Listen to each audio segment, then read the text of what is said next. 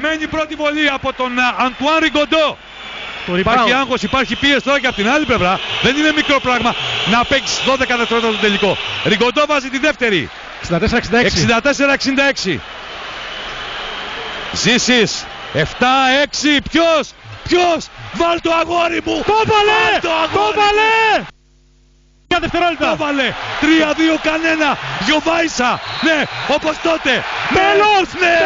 Νέος Διαμαντίδης. Δεν γίνονται αυτά. Δεν το πιστεύω. Κυρίες και κύριοι, είμαστε στο τελικό.